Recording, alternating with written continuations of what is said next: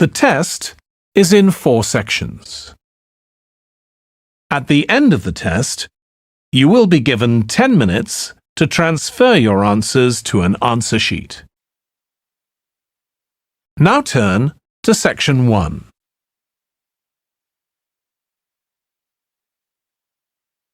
Section 1. You will hear a woman phoning a box office to ask about a festival in the town of Kenton. First, you have some time to look at questions 1 to 5.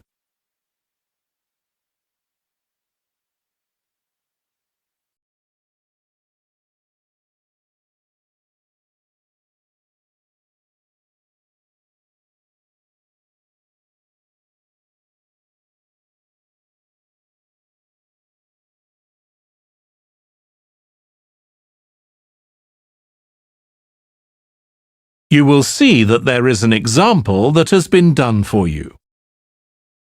On this occasion only, the conversation relating to this will be played first. Good morning, Kenton Festival box office. How can I help you? Oh, good morning. I'm coming to Kenton for a few days' holiday next month, and a friend told me there's a festival. She gave me this number to find out about it. That's right. The festival begins on the 16th of May and goes on till the 19th. Oh, that's great. I'll be there from the 15th till the 19th. The festival starts on the 16th of May, so 16th has been written in the space. Now we shall begin. You should answer the questions as you listen because you will not hear the recording a second time. Listen carefully and answer questions 1 to 5. Good morning, Kenton Festival box office. How can I help you? Oh, good morning. I'm coming to Kenton for a few days' holiday next month, and a friend told me there's a festival. She gave me this number to find out about it. That's right. The festival begins on the 16th of May and goes on till the 19th. Oh, that's great. I'll be there from the 15th till the 19th. So, could you tell me the programme, please? Well, on the first day, there's the opening ceremony in the town centre. People start gathering around 2 o'clock to get a good place to see from, and the events will start at 2:45 and finish about 5:30. OK, thanks. I'll make sure I get there early to get a good spot. The festival will be officially opened by the mayor. He'll just speak for a few minutes, welcoming everyone to the festival. All the town councillors will be there, and, of course, lots of other people. Right. Then there'll be a performance by a band. Most years we have a children's choir, but this year the local army cadets offered to perform, and they're very good. Uh-huh. After that, a community group from the town will perform a play they've written themselves, just a short one. It's about Helen Tungate. I don't know if you've heard of her. I certainly have. She was a scientist years ago. That's right. She was born in Kenton exactly 100 years ago, so we're celebrating her centenary.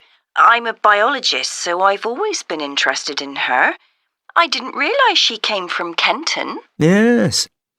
Well, all that will take place in the afternoon, and later, as the sun sets, there'll be a firework display. You should go to the park to watch, as you'll get the best view from there. And the display takes place on the opposite side of the river. It's always one of the most popular events in the festival. Sounds great. Before you hear the rest of the conversation, you have some time to look at questions 6 to 10.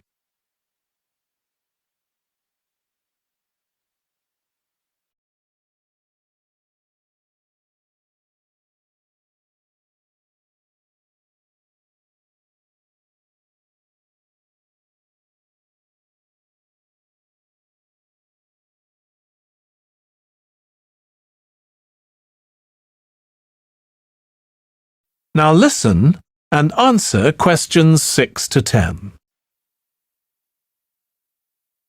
And what's happening on the other days? There are several events that go on the whole time. For example, the students of the art college have produced a number of videos, all connected with relationships between children and their grandparents. That sounds interesting. It makes a change from children and parents, doesn't it? Exactly. Because the art college is in use for classes throughout the festival, the videos are being shown in Handsworth House. How do you spell the name? Handsworth.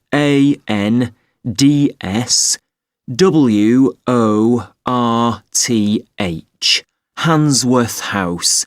It's close to the town hall. Right. Now, let me see, what else can I tell you about? Are there any displays of ballet dancing? I'm particularly interested in that as I do it as a hobby. There isn't any ballet, I'm afraid, but there'll be a demonstration of traditional dances from all round the country. Well, that'd be nice. Where's that being held? It's in the market in the town centre. The outdoor one, not the covered market. And it's on at 2 and 5 every afternoon of the festival, apart from the first day. Lovely. I'm interested in all kinds of dancing, so I'm sure I'll enjoy that. I'm sure you will. And I'd really like to go to some concerts, if there are any. Yes, there are several.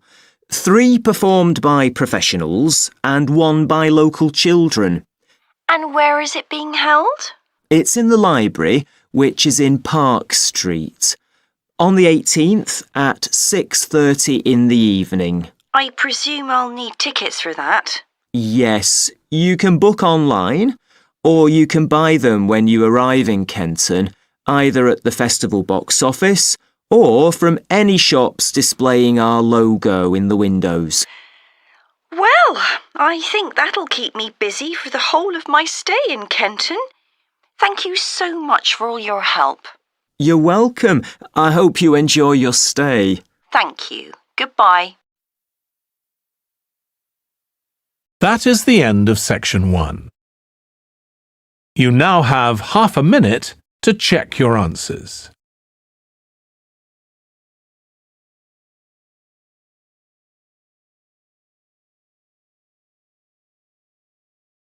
Section 2. You will hear a man talking to a group of people about a tour of theatres in the city of Munich in Germany that he has arranged for them. First, you have some time to look at questions 11 to 15.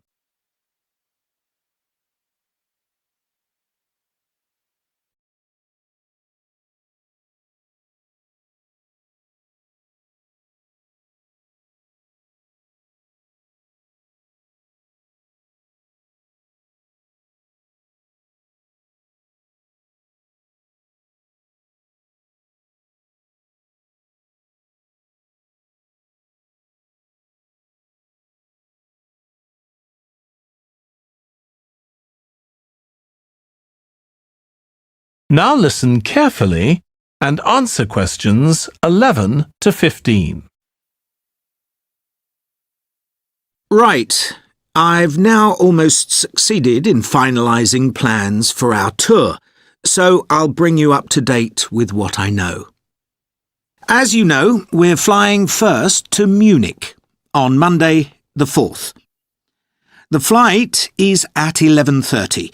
So it's too early to have lunch at the airport.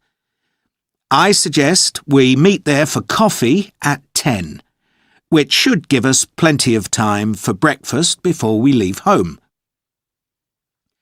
When we arrive in Munich, we'll be met at the airport by Klaus Bauer. Klaus works for a tour operator, and he'll look after us for the time we'll be in Germany. He's already liaised with the managers of the theatres we're going to visit, and he's also arranged for an officer of the National Theatre in Munich to show us round the theatre one afternoon during our stay. Now, last time we discussed this trip, I didn't have the precise cost for hotel rooms, but now I have. The normal rate at the hotel where we're staying is €150 a night for a double room. I'd hoped to get that down to €120, but in fact I've been able to negotiate a rate of €110. That'll be reflected in the final payment, which you'll need to make by the end of this week. On Tuesday, the day after our arrival, I had hoped we could sit in on a rehearsal at one of the theatres, but unfortunately that's proved very difficult to arrange. So instead, we'll have a coach trip to one of the amazing castles in the mountains south of Munich.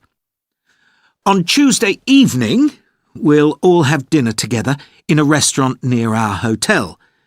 From talking to you all about your preferences, it was clear that a typical local restaurant would be too meat-oriented for some of you. Some of you suggested an Italian restaurant, but I must confess that I decided to book a Lebanese one, as we have plenty of opportunities to go to an Italian restaurant at home. On Wednesday afternoon, the director of the play we're going to see that evening will talk to us at the theatre. She'll describe the whole process of producing a play, including how she chose the actors, and, as the play we're going to see is a modern one, how she worked with the playwright. Before you hear the rest of the talk, you have some time to look at questions 16 to 20.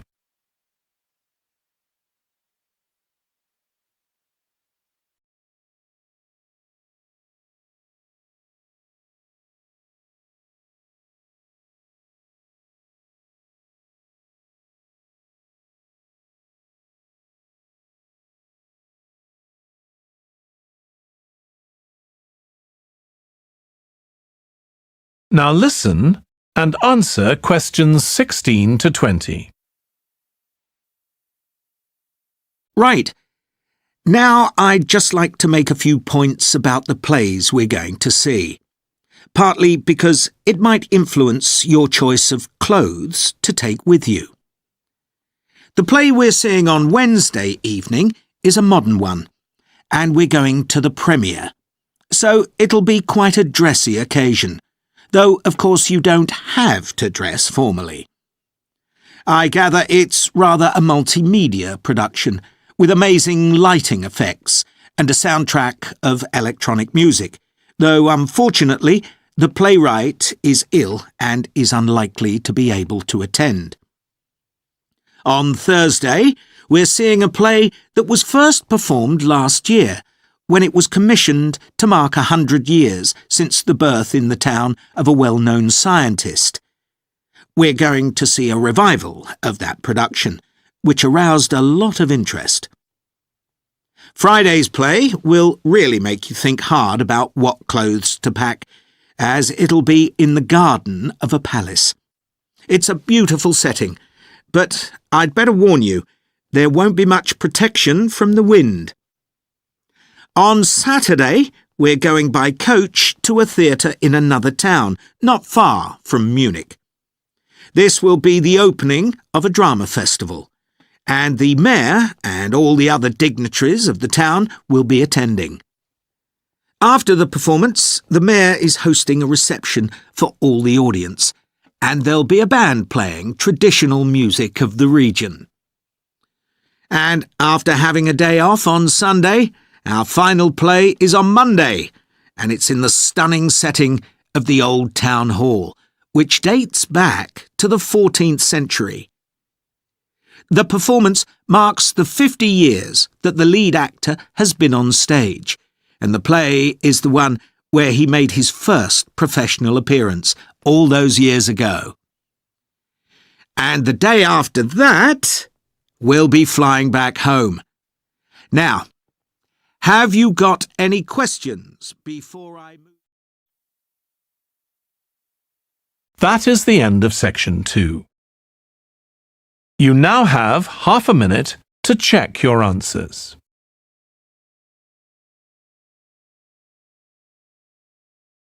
Section 3.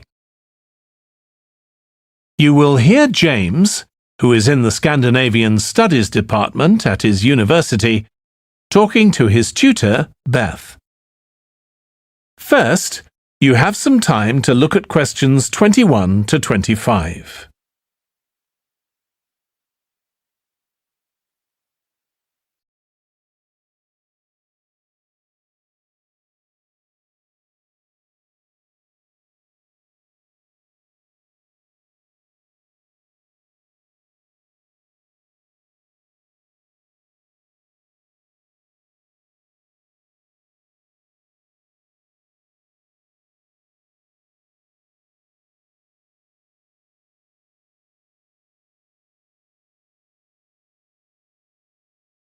Now listen carefully and answer questions 21 to 25.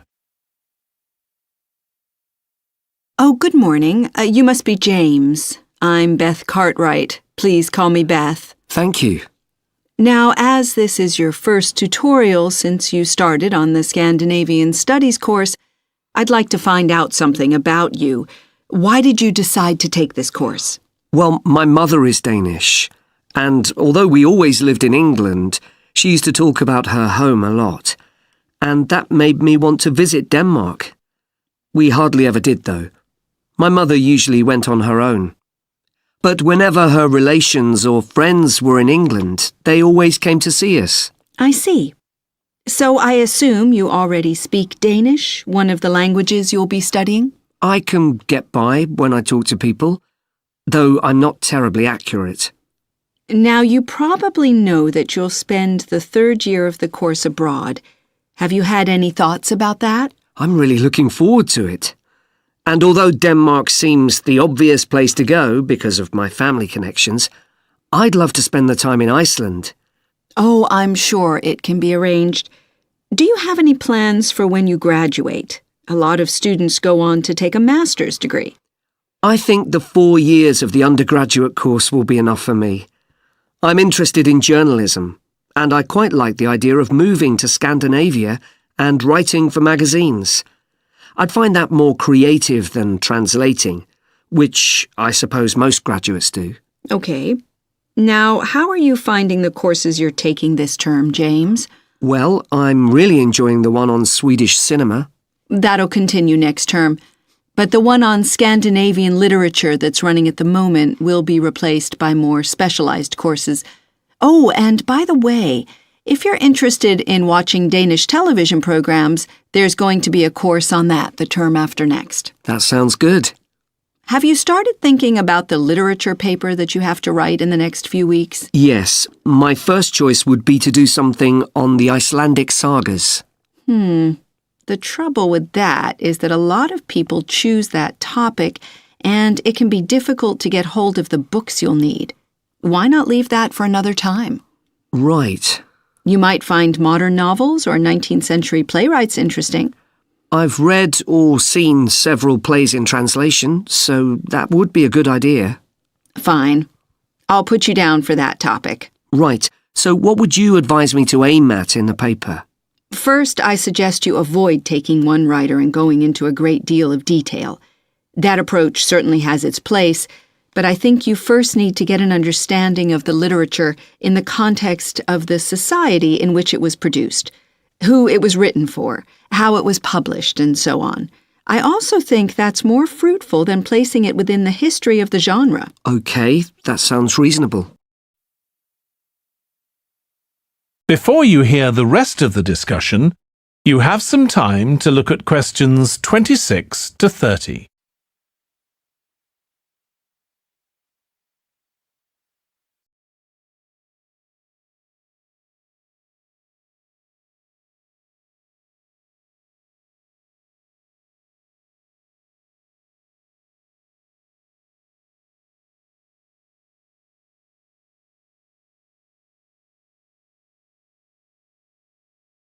Now listen and answer questions 26 to 30. Could I ask for some advice about writing the paper I'm working on about the Vikings? I have to do that this week, and I'm a bit stuck. Of course. Have you decided yet what to write about? No, I haven't. There's so much that seems interesting. Viking settlement in other countries, trade, mythology. Well, what I suggest is that you read an assignment a student wrote last year, which is kept in the library. It's short and well-focused, and I'm sure you'll find it helpful. I'll give you the details in a moment. Textbooks usually cover so many topics, it can be very difficult to choose just one. OK. I've got a DVD of the film about the Vikings that came out earlier this year. Should I watch that again? If it's the one I am thinking of, I'd ignore it. It's more fantasy than reality. But I've got a recording of a documentary that you should watch.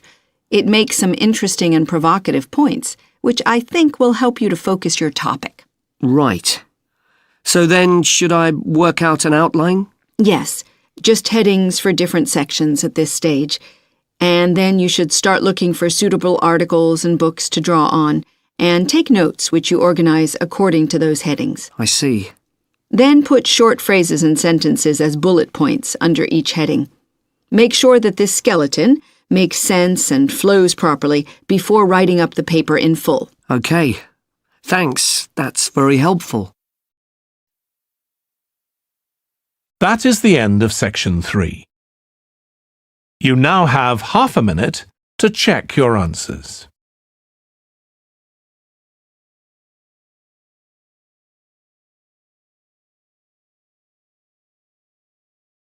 Section 4.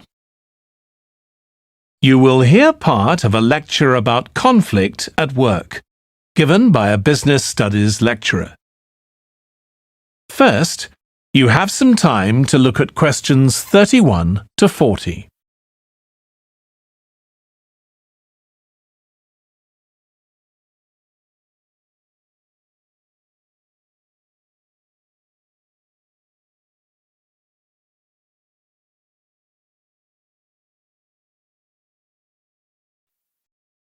Now listen carefully and answer questions 31 to 40.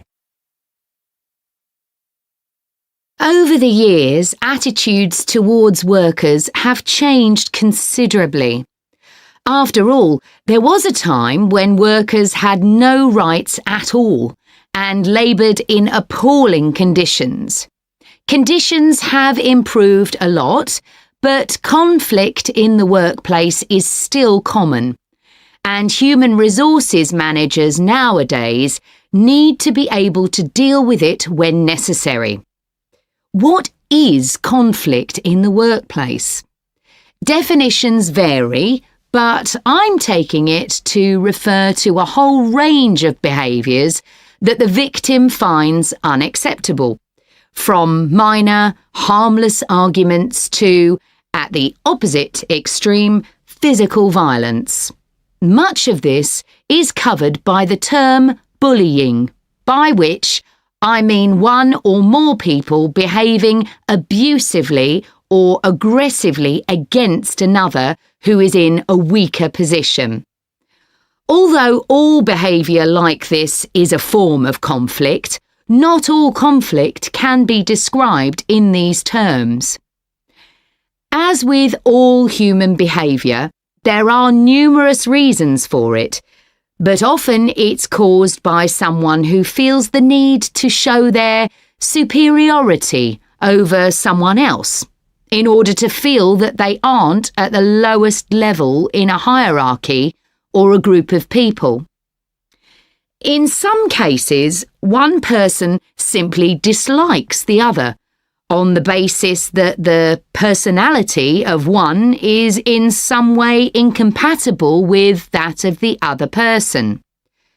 A general habit of optimism in one person could make them intolerant of a colleague who's constantly pessimistic. Not that that justifies treating them badly, of course. Some conflicts arise when people are more interested in promoting themselves and their team than in the company as a whole. These conflicts are called structural and could come about, for example, when a sales team believe they are the only people in the business who do any useful work and look down on behind-the-scenes administrators. Conflict obviously affects the individuals concerned. The situation is likely to be very stressful for victims, resulting in their absence from work, possibly for months. For the company, if no effort is made to deal with conflict, it can spiral out of control and even lead to the breakdown of the business.